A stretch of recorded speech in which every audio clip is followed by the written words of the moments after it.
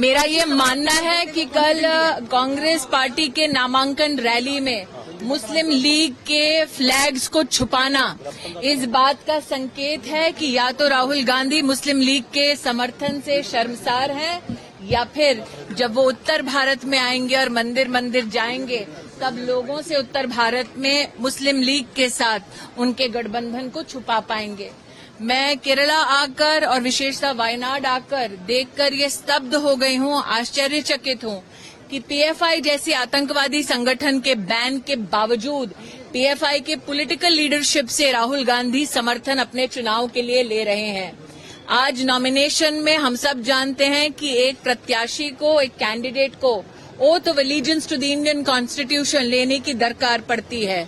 तो राहुल गांधी संविधान के प्रति अपने ओथ को झुठला चुके हैं जब उन्होंने पीएफआई की पॉलिटिकल लीडरशिप से समर्थन अपने चुनाव के लिए लिया।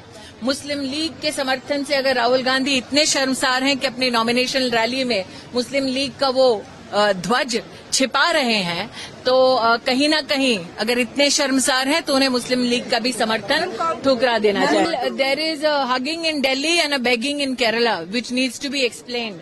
Why is it that when the alliance partners come together for a rally in the national capital, there seems to be no animosity, but when it comes to the seat of Wayanad, there is this competition that is taking place. If the alliance was intact, would the alliance have two separate candidates in Wayanad?